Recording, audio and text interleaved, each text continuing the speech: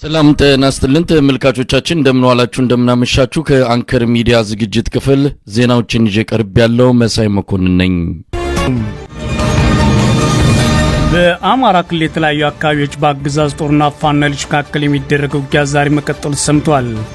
የአገዛዙ ጦር በርካታ ሰላማዊ ሰዎችን በጎንደር ጎጃምና ወለጋ መግደሉም ተሰምቷል። በሌላ በኩል የብልጽግና አገዛዝ በሰሜን የአገሪቱ ክፍል በሚገኙ ሁለት የዞን ከተሞች የድሮን መቆጣጠሪያ ጣቢያ መትከሉን የኢትዮ ኒውስ የመረጃ ምንጮች ተናግረዋል።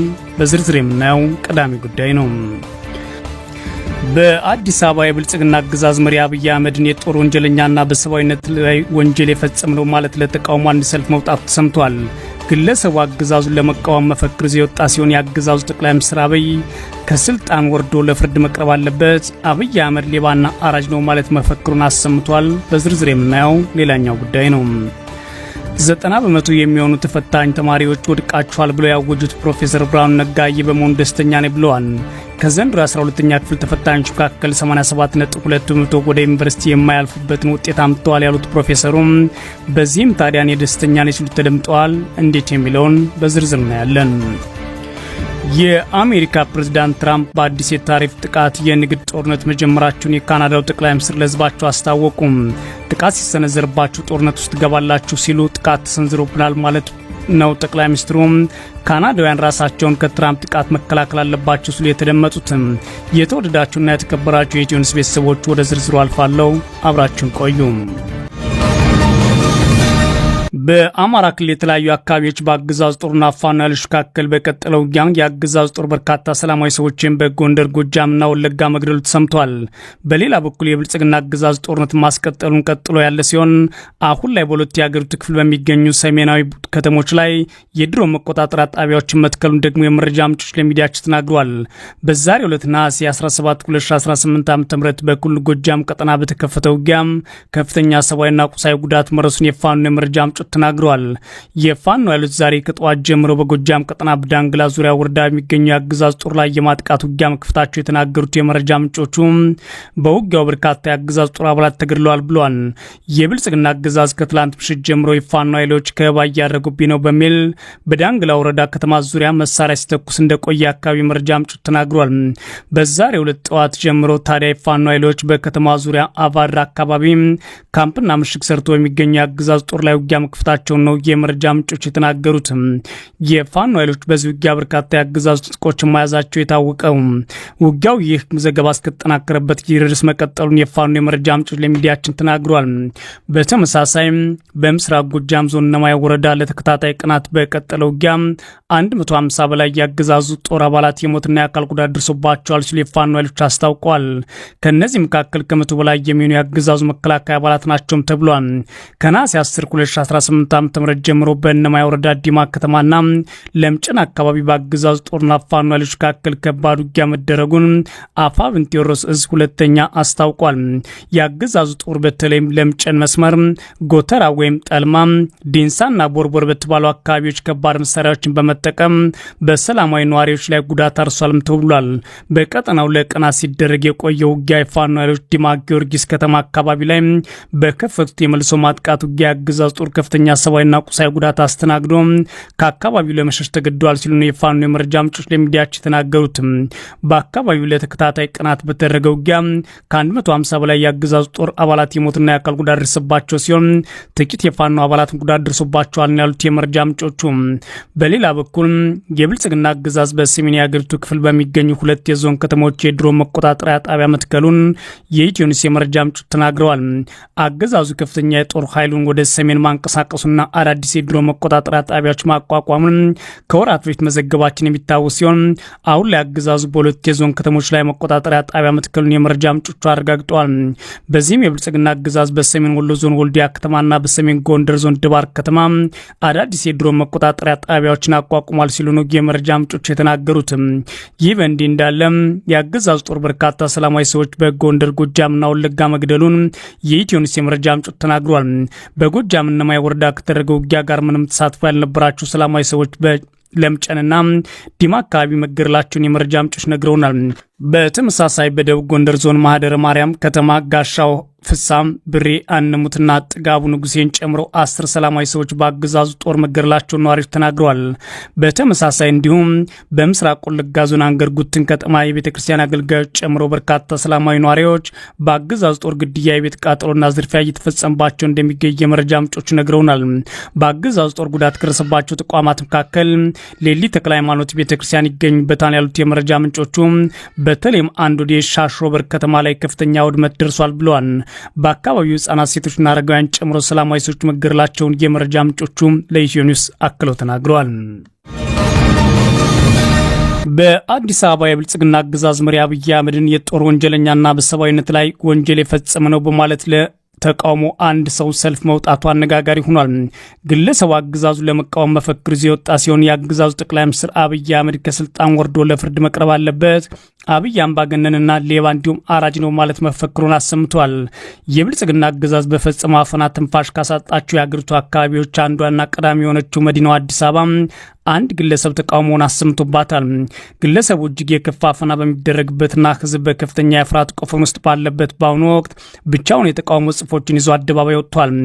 ይህ እስካሁን በስም ያልተጠቀሰው ግለሰብ ትላንትና ነሐሴ 16 ቀን 2018 ዓ.ም መገናኛ የተባለው የከተማዋ ክፍል ላይ ብቻውን ሰልፍ የወጣ ሲሆን የአገዛዙ መሪ አብይ አህመድ ከስልጣን እንዲወርዱ ጠይቋል። ግለሰቡ አብይ አህመድ ከስልጣን ወርዶ ለፍርድ መቅረብ አለበት በሚል መልእክት በጽሑፍ አሰራጭቷል። አክሎም ኤሌክትሪክ ኃይልን ለልማት ሳይሆን ለክሪፕቶ ከረንሲ በመዋል አብይ አህመድ እየፈጸመ ያለው ወንጀል የሀገር ክህደት ወንጀል ነው ማለት ሌላኛ መልእክቱን አስከትሏል። ይህም ግለሰቡ በመዋጮና አገሪቱ በራሱ ሀብት ብሎም በብድር የገነባቻቸውን ኤሌክትሪክ ግድቦች ያመነጩትን ኃይል በመሸጥ ለህብረተሰቡ ተደራሽ እንዳይሆን በማድረግ እንዲሁም ከፍተኛ ታሪፍ በመጣል የጦር መሳሪያ በመግዛት በዚህ ላይ የሚያደርገውን ጦርነት ለመቀጠል ከውጭ ኃይሎች ጋር የፈጸመው ውል የሚያጋልጥ ሆኗል። እጅግ በርካታ የከተማዋ ህዝብ በሚንቀሳቀስበት መገናኛ አደባባይ ላይ የታየው ይህ ግለሰብ አብይ አህመድ አምባገነንና ሌባ እንዲሁም አራጅን የሚል መፈክርም ጨምሮ አስደምጧል። ይህንን መፈክር በአማርኛ ቋንቋ ጽፎ የወጣው ግለሰቡ በዓለም አቀፍ እንግሊዝኛ ቋንቋ የተቃውሞ መልእክቱን አሰራጭቷል። አብይ አህመድ መስት ጎ ማለት አብይ ከስልጣን መውረድና መልቀቅ እንዳለበት ሲጠይቅ አብይ አህመድ ሃዝ መስት ኮሚትድ ክራይምስ አጌንስት ሁማኒቲ ኤንድ ዋር ክራይምስ ሂንስ ሂ መስት ስታንድ ኦን ትሪያል በማለት የአገዛዙ ጦር ወንጀለኛና በሰብአዊነት ላይ በፈጸመው ወንጀል ለፍርድ ቀርቦ ሊጠየቅ እንደሚገባ የተቃውሞ መልእክቱን ጨምሮ አስተላልፏል። ከዚህ በተጨማሪም ግለሰቡ ለ16 ዓመታት የግድያ ሙከራ ሲካሄድበት የነበረው ሰብአዊ መብት ጥሰት ወንጀል በአስቸኳይ ይቁም የሚል መልእክት ማሰራጭቷል።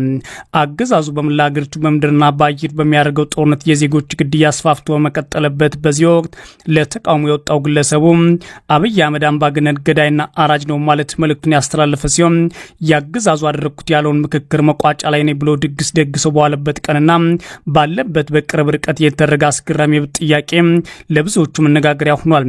የአዲስ አበባ ሕዝብ በፖለቲካ በማንነትና በኢኮኖሚ እንዲሁም በሌሎች ሁሉም ዘርፎች ከፍተኛ ጫና ውስጥ ቢሆንም አገዛዙን ለመቃወም መብቱን ለማስከበር የተደቀነበትን የአገዛዙ አፈሙዝ ፈርቷል ተብሎ ትችት በሚቀርብበት ጊዜ ነው ይህ ግለሰብ ብቻውን ድምፅ ለመሆን የወጣው። የግለሰቡን ሰልፍ መውጣት የሚያሳዩ ፎቶግራፎች ማህበራዊ ሚዲያ የተሰራጩ ሲሆን የግለሰቡ ማንነት በተለይም ስሙን በተመለከተ እስካሁን ድረስ በትክክል ማወቅ አልተቻለም። ለሰልፍ በወጣበት መገናኛ የተገኙ የአገዛዙ ፖሊሶች ግለሰቡን በቁጥጥር ስር ሲያውሉ የሚያሳይ ፎቶግራፍ ጭምር የተሰራጨ ሲሆን የአገዛዙ ፖሊሶች የደፋር መብት ጥያቄ ወዴት እንደወሰዱትና በምን ሁኔታ ላይ እንዳለ ግን ማወቅ አልተቻለም። ይህ ግለሰቡ መብት ጥያቄ ያቀረበው እጅግ ፍጹም አምባገነን በሆነውና ሰላማዊ ሰልፍን በነፍጥ በከለከለው የብልጽግና አገዛዝ ላይ በመሆኑ ብዙዎቹን ድፍረቱ እያነጋገረ ይገኛል።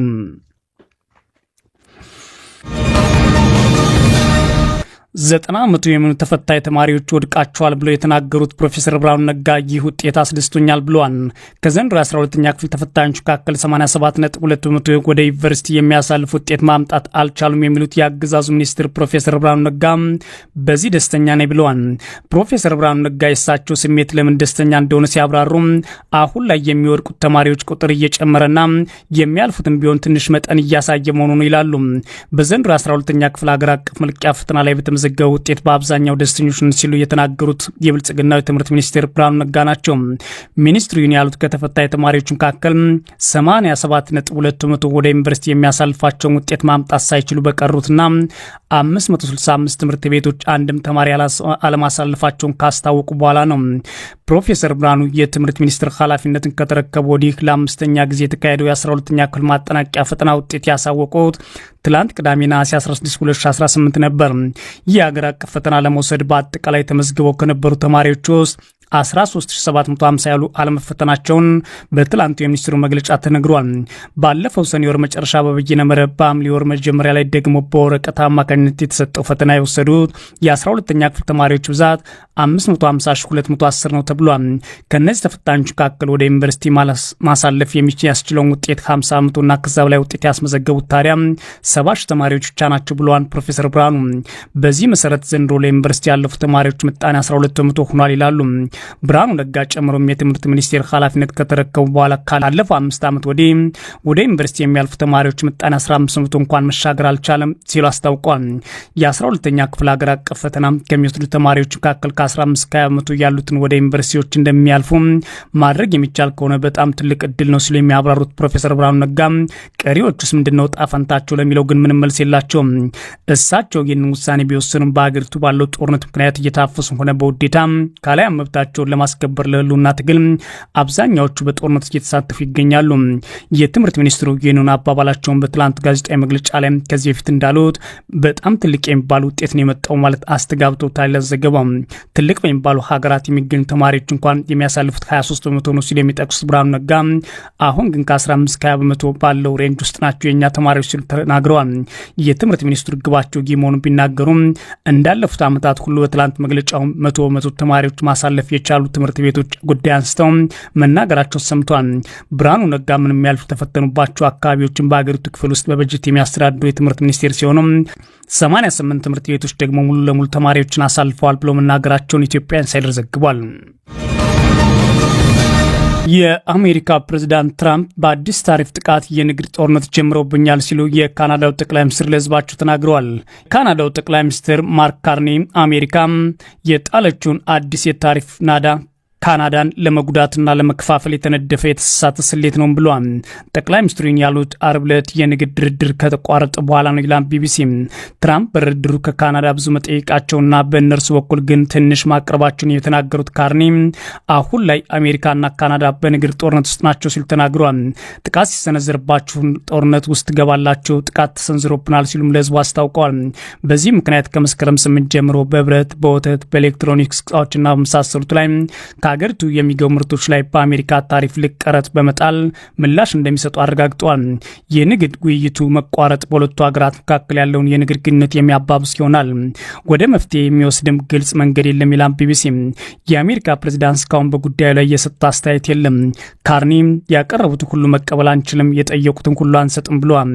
ሁለቱ ሀገራት በውይይት ስምምነት ላይ እንደርሳለን የሚል ተስፋ ሰንቀው የነበረ ሲሆን ሁለቱ ወገኖች በመጨረሻው ሰዓት ላይ ሀሳባቸውን በመለወጥ ከተካሰሱ በኋላ ውይይቱ ተቋርጧል። ይህንን ተከትሎ ካናዳ ከዚህ ቀደም በብረት፣ በአልሙኒየም፣ በአውቶሞቢልና በእንጨት ምርቶቿ ላይ በአሜሪካ ጥሎባት ከነበረው ታሪፍ በተጨማሪ በምርቶቿ ላይ 50 በመቶ አዲስ ታሪፍ ጥሎባታል። አዲሱን ታሪፍ ውስን ሲሆን ወይም የወተት ተዋጽኦ፣ ወይን፣ ሲሚንቶ፣ ልብስና የስፖርት ቁሳቁሶች ጨምሮ ካናዳ ወደ አሜሪካ በሚገቡ $20 ቢሊዮን የሚያወጡ ምርቶች ላይ ወይም በአጠቃላይ 5 በመቶን የሚሸፍን ነው ይላል ዘገባው። የካናዳ ጠቅላይ ሚኒስትር ካናዳ ፍላጎቶቿን ለመጠበቅ ያለማመንታት የበቀል እርምጃ እየወሰደች መሆኑን ተናግሯል። የእርምጃዎቹን ዝርዝር በሚቀጥሉት ቀናት ይፋ እንደሚደረግም ካርኒ ተናግሯል።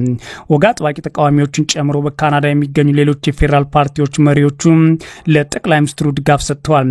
አንዳንድ የካናዳ ግዛቶች መሪዎችም እንዲሁ ከጎናቸው መሆናቸውን አሳይተዋል። ከሌሎች ሀገሮች የሚገቡ ምርቶች ላይ የሚጣል ቀረጥ የትራምፕ የንግድ ፖሊሲ ቁልፍ አካል ሲሆን ይህም የአሜሪካ የማኑፋክቸሪንግ ፖሊሲ እንደሚያሳድግና በሀገር ውስጥ የስራ ዕድል እንደሚፈጥር ትራምፕ ይከራከራሉ። ተቺዎች ግን ታሪፉ ለአሜሪካን ሸማቾች የፍጆታ ዋጋን ያናረ የዓለም ኢኮኖሚን ጭምር ያስተጓጉልና ያበላሸ እንደሆነ ተናግሯል። ካርኒ ውይይቱ መቋረጡን ካስታወቁ በኋላ ቅዳሜ ዕለት ለዜጎቻቸው ባደረጉት የመጀመሪያ ንግግራቸው አሜሪካ በመጨረሻው ሰዓት ፍትሐዊና ተመጣጣኝ ያሉ ለውጦችን አድርጋለች ሲሉ ከሰዋል። የአሜሪካ ተራዳሪዎች በኩላቸው ካናዳ ቀደም ሲል በተስማሙባቸው ስምምነቶች ላይ አዲስ ፍላጎቶችን በማቅረብ ወደ ኋላ ተመልሳለች ብለዋታል። ውይይቱን ለመቀጠል ምንም አይነት እቅድ እንደሌለም የአሜሪካ የንግድ ተወካይ ጄምስ ኢንግሬድ ቅዳሜ ዕለት ለፎክስ ኒውስ ተናግረዋል። ጨምሮም አሜሪካ ከዚህ ቀደም በካናዳ ላይ ጥላው የነበረውን ታሪፍ ለመቀነስ ተዘጋጅታ እንደነበረም ጠቅሷል። የሁለቱ ሀገራት ተራዳሪዎች በካናዳ ብረትና አልሙኒየም ላይ የተጣለውን የአሜሪካ ታሪፍ ከ50 በመቶ ወደ 25 በመቶ እንዲሁም በካናዳ አውቶሞቢሎች ላይ የተጣለውን ቀረጥ ደግሞ ከ25 በመቶ ወደ 15% እንዲቀንስ የሚያደርግ ስምምነት ላይ ለመድረስ ሲነጋገሩ እንደነበረም ተሰምቷል። በምላሹ የካናዳ ግዛቶች እንደገና የአሜሪካ የአልኮል መጠጦችን መሸጥ እንዲጀምሩ የማድረግ ሀሳብ ተነስቶ ነበር ተብሏል። ካርኒግን አሜሪካ ካናዳ ከሌሎች አጋሮች ጋር አዲስ የንግድ ስምምነት የመፍጠር አቅም መገደብ ጨምሮ ተቀባይነት የሌላቸው ውሎችን አቅርባለች ብሏል። ካናዳ በመጨረሻው ሰዓት ሀሳቧን ለውጣለች የሚል የቀረበውን ክስም ካርኒ አጣጥሏል። የድርድሩ መክሸፍ በዚህ ሳምንት መጀመሪያ የአሜሪካና የካናዳ ባለስልጣናት ሁሉም ሀገራት የሚጠቅም ስምምነት ላይ ሊደረስ እንደሚችል ሲሰጡ የነበረውን ተስፋ የቀለበሰው ሆኗል። ፕሬዚዳንት ትራምፕ ባለፈው ዓመት ጥር ወር ላይ ወደ ስልጣን ከተመለሱ ወዲህ ሁለቱ ግዙፍ የንግድ አጋሮች መካከል ውጥረት ተፈጥሯል። ትራምፕ ሰፊ ዓለም አቀፍ ታሪፍ መጣላቸው ለብዙ አስርተ ዓመታት በካናዳና በአሜሪካ መካከል የነበረውን ነጻ የንግድ ገበያ አፍርሷል ሲል ቢቢሲ ዘግቧል።